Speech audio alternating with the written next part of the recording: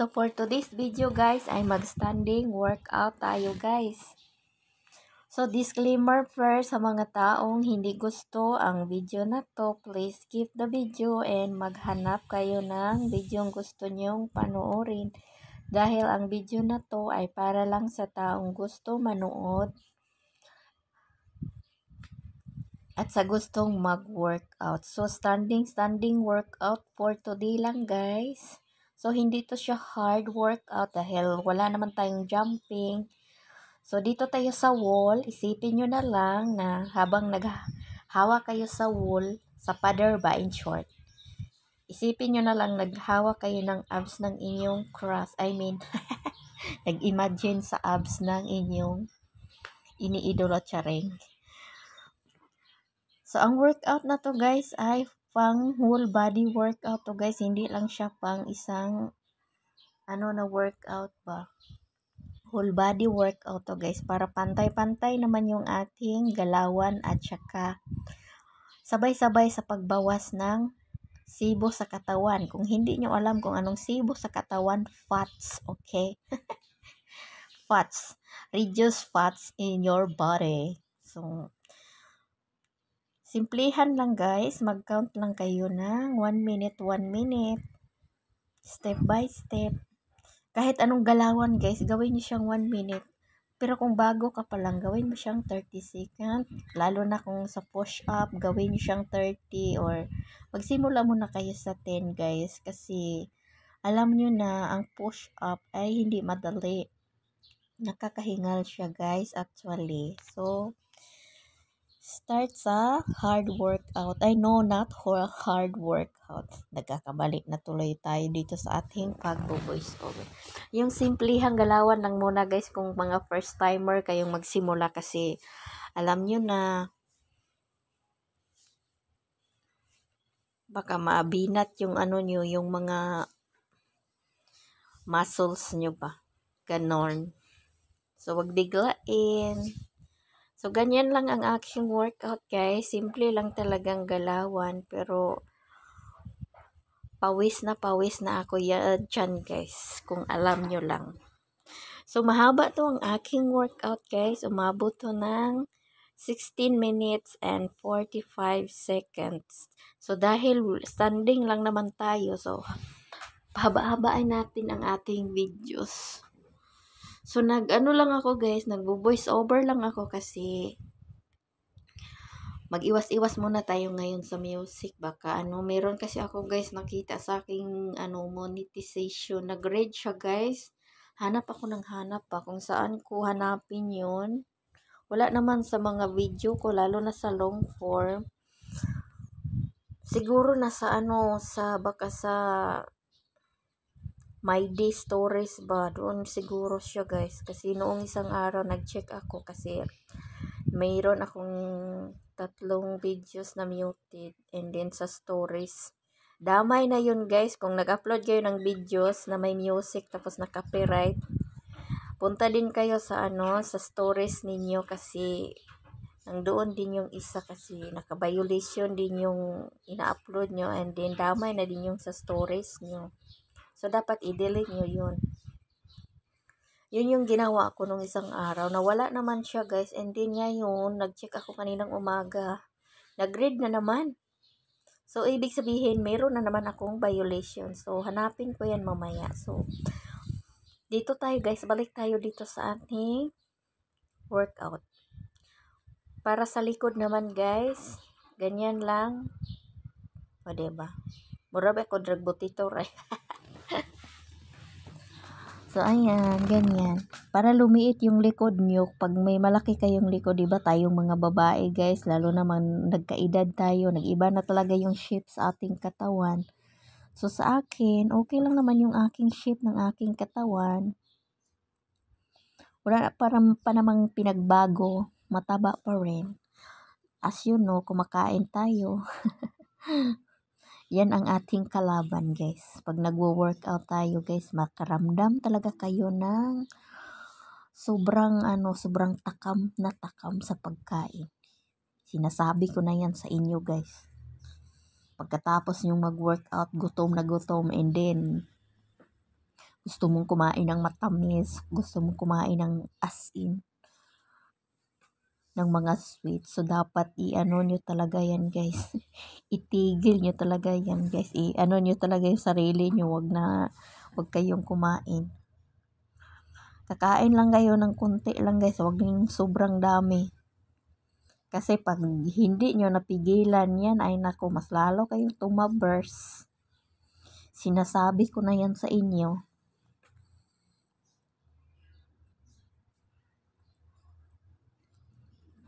Para naman to sa arms workout. Para sa chest workout and arms workout. So, hindi ko naman yan, guys, ikakahiya na mataba pa rin ako.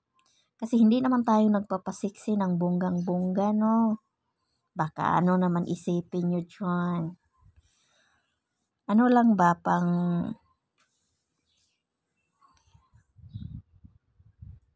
regular na ano ba, gawain sa buhay natin. Kailangan naman natin mag-workout dahil wala naman tayong wala naman tayong ginawa.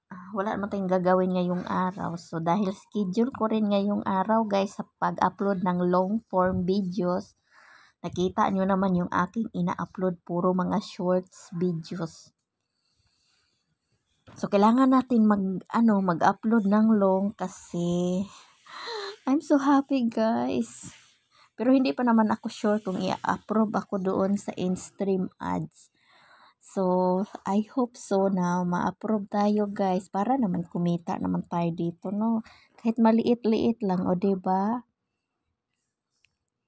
Lahat naman tayo dumaan sa maliit na na kitaan. So, isipin din natin na hindi naman tayo kasikatan, no, na pag-upload natin ng videos, million yung mag-views sa atin. Siyempre, dahan-dahan lang, guys. Huwag kayong magmadali. Laban ng laban hanggang maabot sa finish line.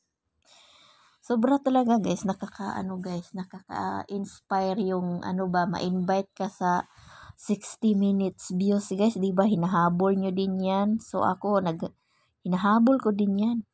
So dahil narating ko na 'yan, so I'm so happy, guys, na naabot ko talaga, guys. Akala ko talaga parang malapit na talaga akong sumuko doon sa time na yun na hindi talaga umaangat, guys. Kasi umangat naman siya pero ang bilis bumaba.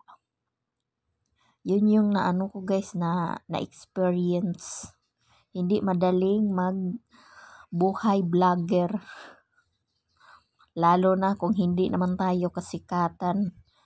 Sobrang thank you pa rin sa mga tao, no, na nandyan, na tumutulong sa atin, na kahit hindi natin sila kilala. So, super thank you talaga sa inyo, guys.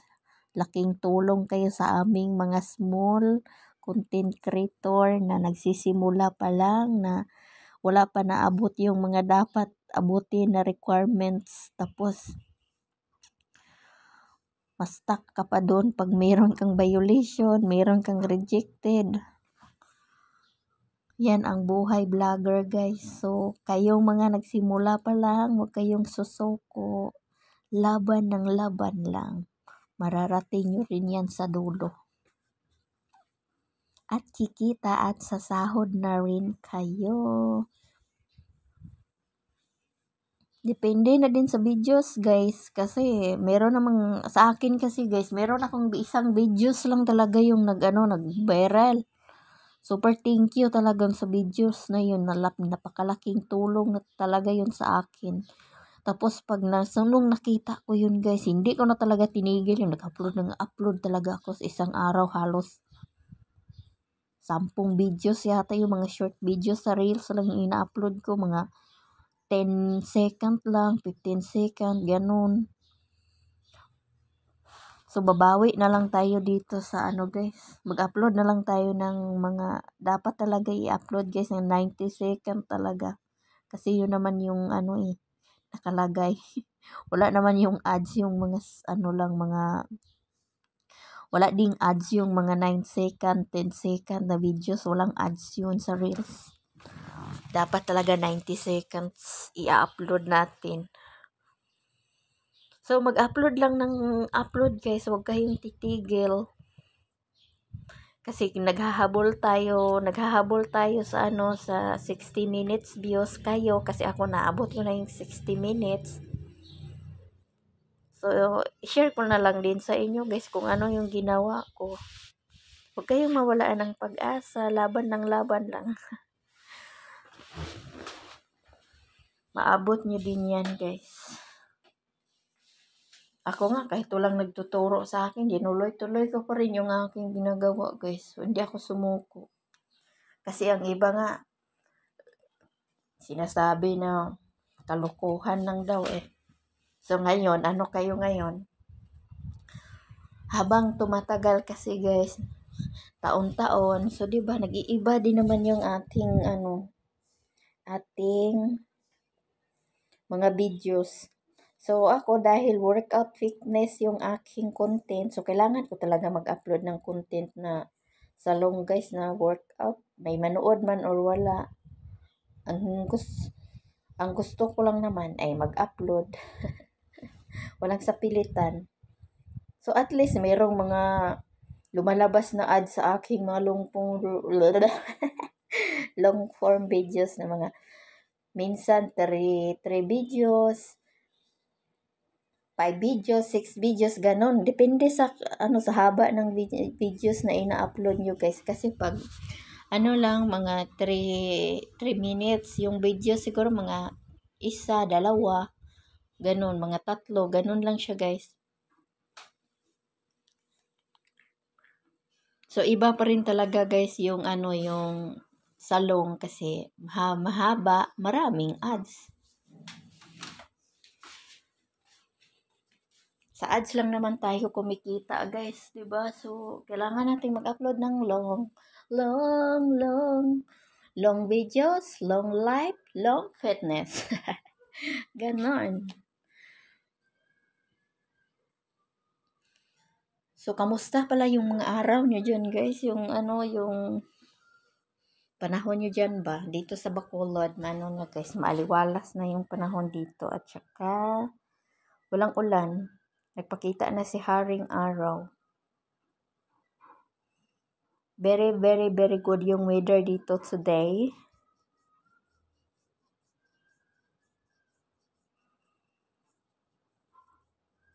Silent muna ako guys kasi magkati yung aking mata. So sa mga dyan sa mga hindi mahilig mag-workout guys. So advice ko lang sa inyo, kung ayaw nyo mag-workout, kung gusto nyo pa rin pumayat, wag lang kayong kumain ng guys, mga sweets foods. I-maintain nyo lang yung pagkain nyo ng sweets para hindi kayo lumaki. Ang nagpapataba lang naman sa atin yung matatamis na pagkain, unhealthy food. So, dapat kumain lang kayo ng tama. Kahit nag-workout kayo guys, kumain lang pa rin kayo. Ako, kumakain pa rin naman ako pero minsan lang ako kumain guys. One day eat lang talaga ako ng rice. Kung halimbawa, kumain ako sa breakfast ng rice, sa afternoon, hindi na ako kakain, at saka sa dinner, nagtipid. Mahal kasi kayang bigas. Pasensya na guys, magbulol-bulol tayo dito sa ating mga voice over kasi hindi naman tayo nasanay mag-voice over, no? So, kailangan mag-practice is the key para naman pagdating ng araw, mabilisan na tayo magsalita, ba straight na ba, walang putol-putol, wala nang bulol-bulol. Normal lang naman yan guys, magbulol tayo, no? Lahat tayo nagkakaroon ng bulol-bulol stalking. So, wag niyong ikahiya yan. Wag niyo ring ikahiya yung malaki yung katawan niyo. Normal lang yan kasi kumakain tayo. Alright, guys. So, kung mahilig ka naman sa workout, di mag-workout ka. Like me, I love workout. Hindi talaga kumpleto ang aking weekend pag walang workout na nangyari sa buhay ni Cordapia. Ganyan ang ating kaligayahan sa buhay. So, hindi natin kailangan mag-stress kahit wala tayong pera ba. So, habang nagwakal-wakal ako dito guys, ituloy-tuloy pa rin ninyo yung panonood, no? Huwag kayong magsawang manood sa aking ginagawa at charing. Hindi ko naman kayo pinipilit, no? Bahala na manood kayo or hindi. Pag nanood kayo, super thank you. And then, thank you sa mga laging nagsusupport. Ako ba guys, kahit pangit yung mga videos ninyo ba? Kahit hindi ko gusto panoorin, pinapanood ko pa rin kasi gusto ko isupport ko pa rin kayo guys. Ganun yun. Sinusuportahan ko pa rin yung pag may dumaan yung video sa aking wall, pinapanood ko yun and then magla-like and then magko-comment and mag-react ako guys. Ganun yung aking ginagawa. Malaking tulong din yun guys yung pag comment and manood kayo ng videos sa ibang content creator kasi laking tulong din yun. Huwag kayong isipin nyo ang pangit ng videos niya. Pangit man yan or hindi guys, panoorin niyo, tapusin niyo. Yan yung ang pinaka-the best. Tapusin yung isang video ng content creator na pinapanood nyo. Huwag nyong skip kasi pareho kayo niyang maapektuhan. Lalo na sa dashboard mo, ikaw talagang magsasuffer. So, need to help each other.